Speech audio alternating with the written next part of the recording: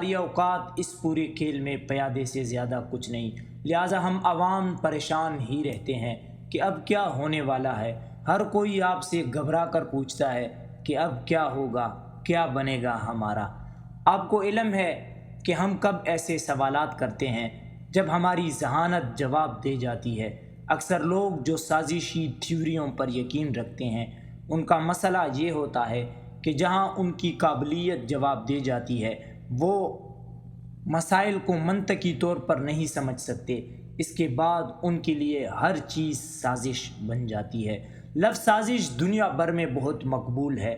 اس لفظ سازش کو سمجھنا ہو تو کبھی شیکسپیئر کا ڈرامہ جولیس سیریز پڑھ لیں کہ سازش ہوتی کیا ہے اور اس پر عمل کیسے کیا جاتا ہے۔ وہ لوگ جو اقتدار کے لیے سازش کر رہے ہوتے ہیں، وہ آپ اور میرے جیسے لوگوں سے ہزار گنا زیادہ ذہین اور دور تک سوچنے کی صلاحیت رکھتے ہیں۔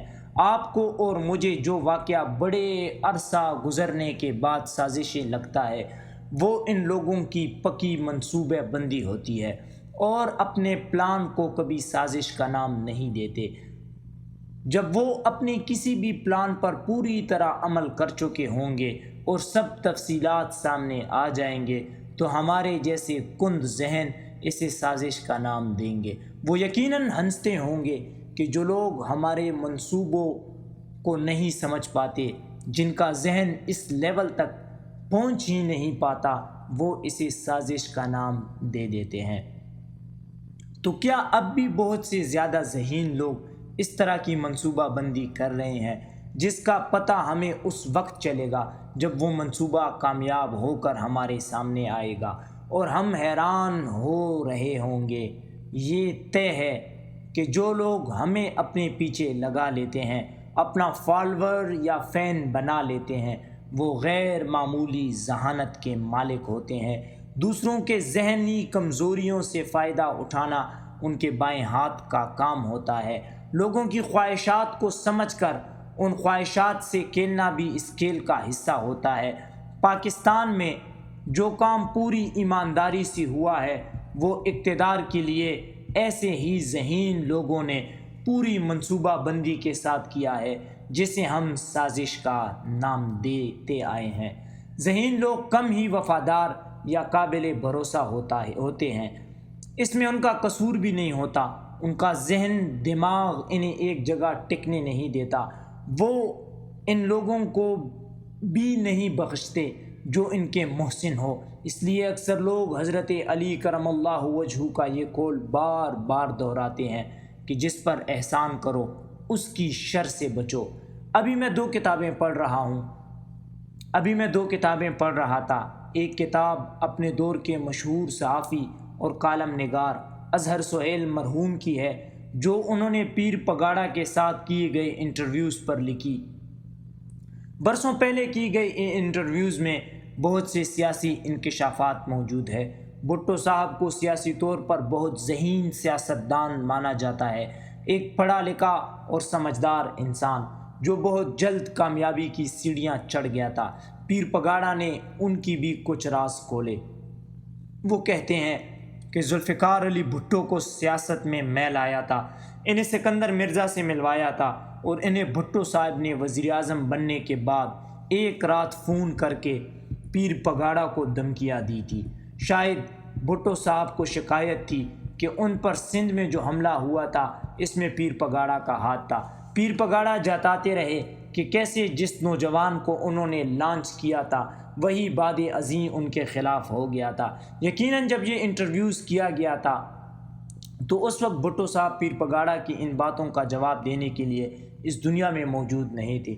پیر پگاڑا اس بارے میں کتاب میں ایک اور دلچسپ انکشاف ہوا کہ جب بھٹو صاحب جیسا بڑا پاپولر لیڈرز بھی اپنے اقتدار کے آخری دنوں میں مذہبی جماعتوں کے دباؤ تلے شراب اور گھڑ دوڑ پر پابندی لگانے کے بعد پیر پگاڑا سے ملنے گیا تو بھٹو صاحب سے کہا گیا کہ یہ آپ نے کیا کر دیا ہے، شراب پر پابندی لگا کر آپ نے شراب کا ریٹ بڑھا دیا ہے، اسی طرح گھڑ دوڑ پر پابندی سے بھی نقصان ہوگا۔ بھٹو صاحب نے ان دونوں باتوں سے اتفاق کیا لیکن پابندی نہیں ہٹائی۔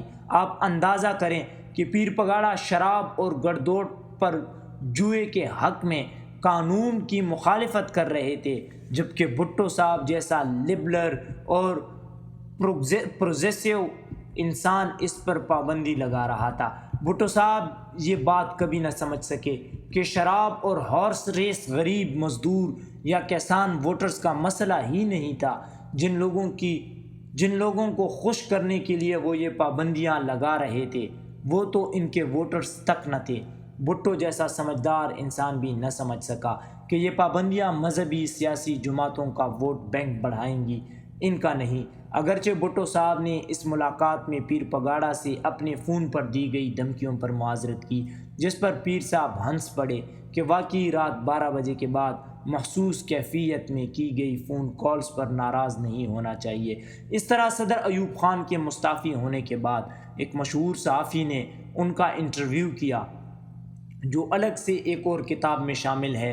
اس نوجوان صحافی نے ایوب خان کے اقتدار سے ہٹنے کے بعد لاہور کی سڑکوں پر پوسٹر چھپوا کر لگوا دیے کہ ایوب خان کو پھانسی دو۔ اس نوجوان صحافی اور ایوب خان کا ایک مشترکہ دوست تھا۔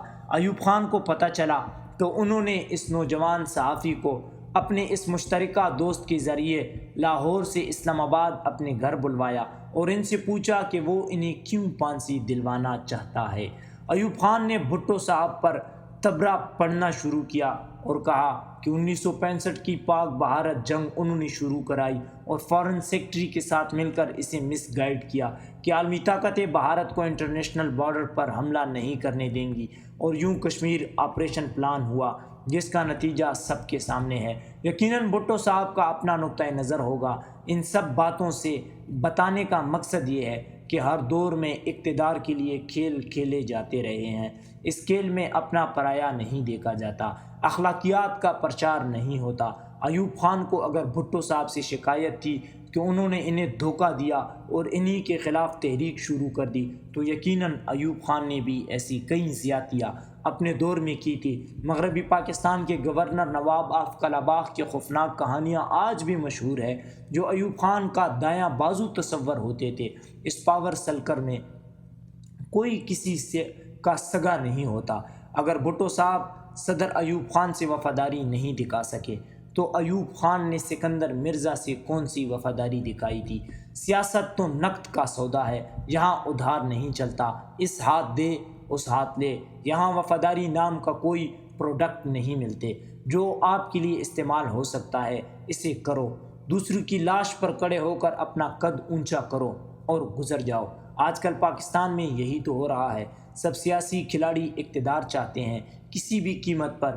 جب سب پوچھتے ہیں کہ اب کیا ہوگا، ملک کا کیا بنے گا، تو میرے ذہن میں یہ سب کردار آتے ہیں جو اپنے اپنے دور میں کتنے بڑے نام تھے، وہ بھی یہی کھیل کھیلتے کھیلتے، سازشیں کرتے کرتے 2 گز کی قبر میں جا لیٹے۔